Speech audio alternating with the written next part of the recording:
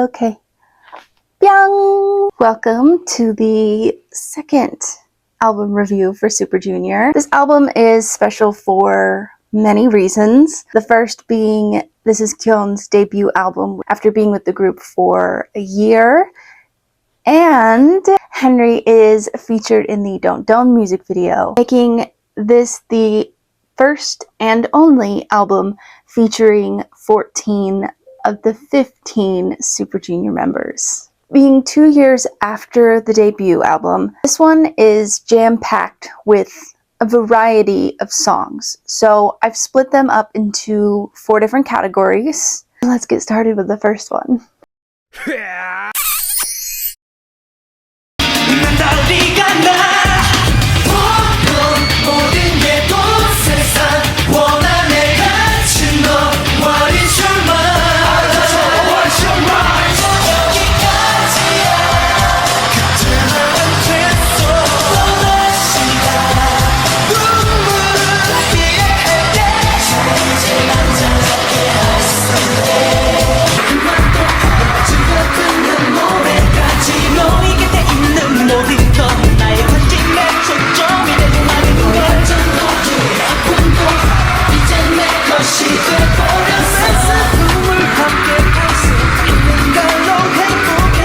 From the outside, it may seem like Don't Don't is an outlier in Suju's discography, but if you remember from my previous video talking about their first album, the concept is definitely something that the CEO of SM Entertainment, Sungmin, would have come up with.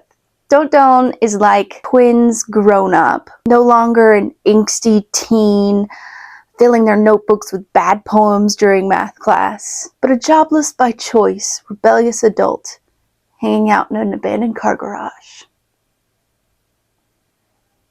Jokes in my tendency to personify everything aside, Don't Don't is more screamo and grungy than Twins. It's definitely in the same music playlist. Making Don't Don't the title track was a bold choice. Many adults and the older generations at the time didn't really receive the song well because it was such a loud song. Don't Don't isn't the only tough boyfie song on this album. These two are some of my favorites, even though they kind of neglect The Girl Is Mine and prefer the remix to the original version of Man in Love. Man in Love does produce some of the coolest performances, and The Girl Is Mine has the potential to be the same because of how cool it is. Speaking of cool songs,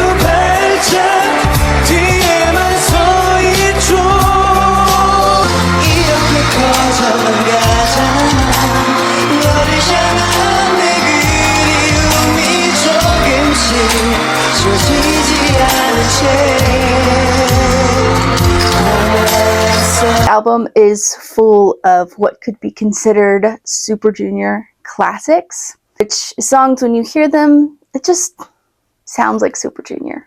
With Kyo's voice finally featured on the albums, Suju's classic and timeless sound makes an appearance. And you can hear that they're not trying to overpower each other or the music, and instead interpreting their own voices as an additional instrument. Plus, what is a Suju song without cry ad-libs, you know? And while they're classics in our hearts, their special place there makes it a category in itself.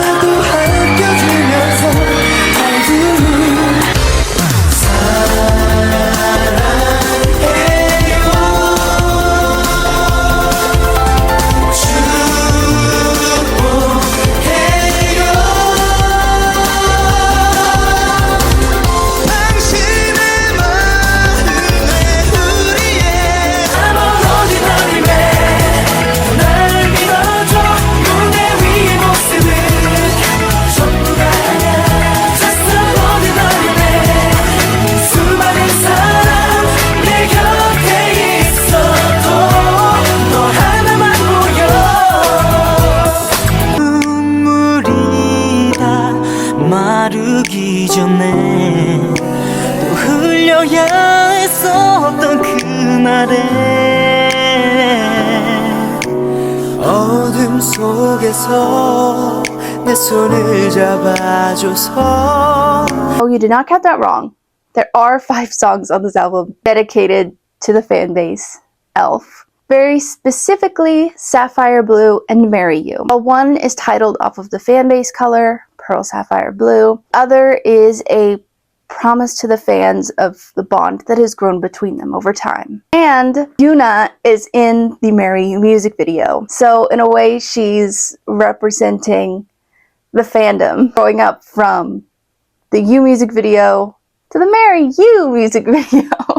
I Am is a unique one because it's sharing the experience that they get to have because of their fans. It wouldn't be special without all of the love and support the fans give them. So while it's not a "we love you so much" type of song like Marry You is, it's dedicated to ELF because it's showing how much gratitude that they have for the fan. And while it may seem like a stretch to include a song for you and Thank You as songs dedicated to ELF, the lyrics are about people destined to meet and being each other's strength through tough times, mirrors their relationship with the fan base. So over time, they've become precious. This leads us to our last category.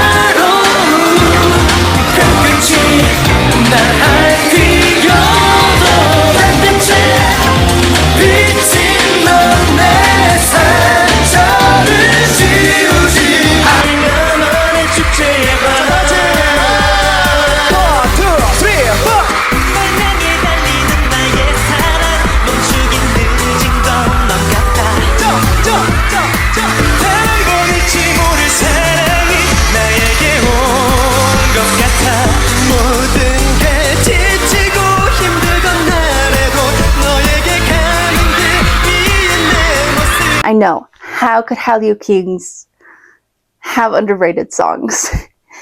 But since they're rarely performed or talked about, I think it's safe to say that these are sort of like hidden gems, especially being on the second album, which is often overlooked by all of their other great ones.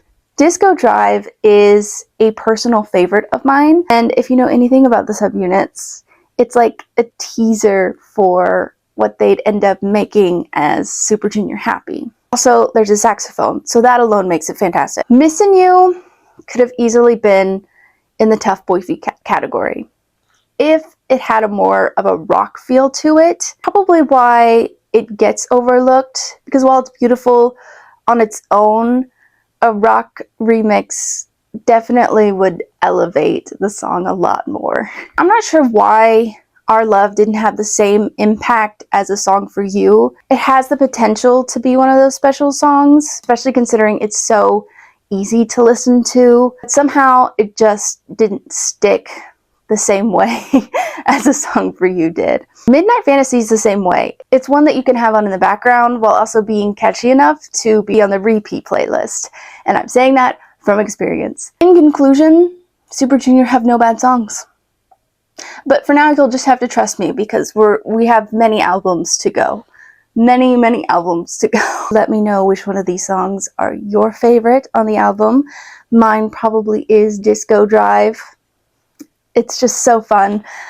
If you haven't listened to it, definitely make sure you take the time to do that because it is a great album. Okay, bye!